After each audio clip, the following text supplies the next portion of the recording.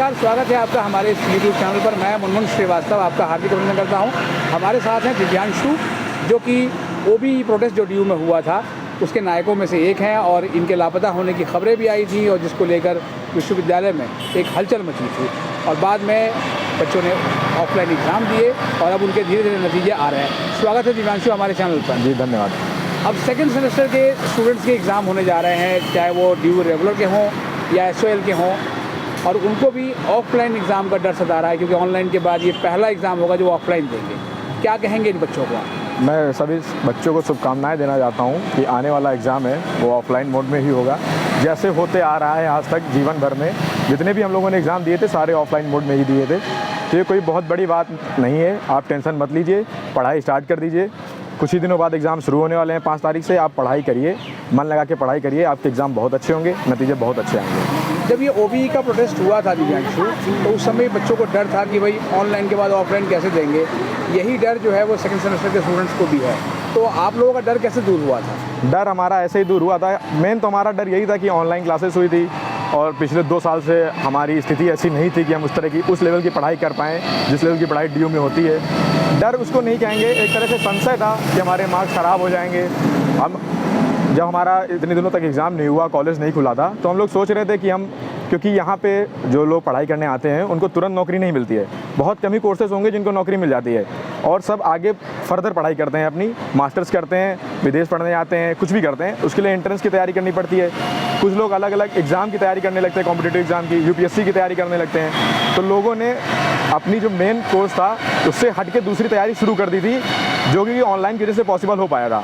क्योंकि ये लोग OBE का जो एग्ज़ाम था ना जब, तो उसमें हम अपने रिसोर्सेज का यूज़ करके कर सकते थे, तो उतना रटने वाला काम नहीं था।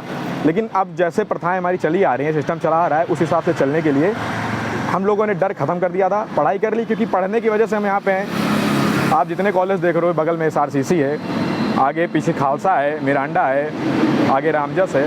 तो जो भी बच्चा यहाँ पे है तो वो पढ़ने में सक्षम है, तभी यहाँ पे है। तो आप अपनी पढ़ाई करिए, बहुत अच्छे नतीजे आएंगे। तो SOL के स्टूडेंट्स हैं, बड़ी संख्या है SOL के अंदर, और उनका कुछ स्टडी मटेरियल का इशू था जो कि अब मिलना शुरू हुआ है, और ये सारे जो परीक्षाएं हैं वो अगस्त फर्स्ट वीक में शुरू हो जाएंगी, रेगुलर और SOL तमाम। तो आपने अपनी तैयारी जो है लास्ट मोमेंट पे कैसे की?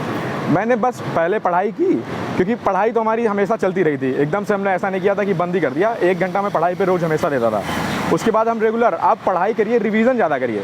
एक बार पढ़िए, उसको बार बार रिवाइज़ करिए, क्योंकि रिवाइज़ करने से आपके अंदर वो बैठेंगी चीज़ें, तभी आप सही से लिख पाओगे। और ये एग्ज़ाम में एक डर और भी है स्टूडेंट्स को कि कितने पेज का आंसर लिखना है। आंसर पेज भरने से नहीं होता है, आप कंटेंट लिखिए, जो आपका रेलेवेंट कंटेंट है उस पर लिखिए, आपको ज़रूर अच्छे नंबर मिलेंगे।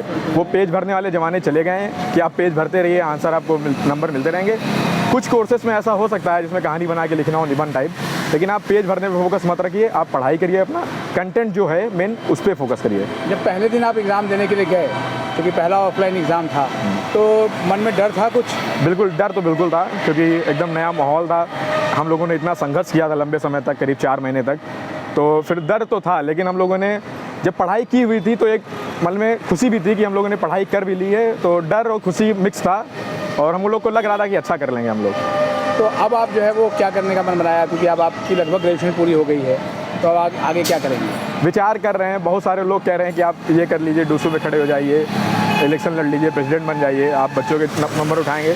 जो देखिए, मेरा तो एक मकसद था कि मैं मास्टर्स करूंगा डीयू से। मैंने उसके लिए फॉर्म भी भर दिया है और एडमिशन हो जाएगा। जो छात्र कहेंगे वही करेंगे, हम तो छात्रों के कहने पे चलते हैं। आप अभी भी छात्र हितों के मुद्दे जो है उठाते रह गए, तो आगे भी क्या आप जो है वो विश्वविद्यालय में अगर किसी स्टूडेंट को समस्या आती है तो उसके लिए अवेलेबल रहेंगे? बिल्कुल बिल्कुल, अगर जिंदा है तो जिंदा नज़र आना बहुत ज़रूरी है।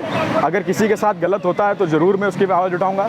अभी रिजल्ट आया है जैसे, तो बहुत सारे बच्चे फेल हुए हैं। करीब 700-800 बच्चों के मेरे पास फ़ोन आए हैं। 4th ईयर वाले बच्चे भी परेशान हैं कि भैया रिजल्ट कब तक आएगा, कब तक आएगा। बहुत सारी संख्या में लोग कॉन्टैक्ट कर रहे हैं। तो बिल्कुल, अगर कोई छात्र हित का मुद्दा होगा तो सबसे आगे दिव्यांशु सिंह यादव खड़ा रहेगा उसको उठाने के लिए। अगर किसी के साथ कोई परेशानी होती है, मेरा नंबर आप लोग को पता होगा, मैं इसमें डिस्क्रिप्शन में भी डाल दूंगा। किसी को कोई समस्या हो तो दिव्यांशु सिंह यादव आपको सबसे आगे मिलेगा, इस बात की मैं आपको गारंटी देता हूँ। बहुत बहुत शुभकामनाएं दिव्यांशु, धन्यवाद। धन्यवाद आपका।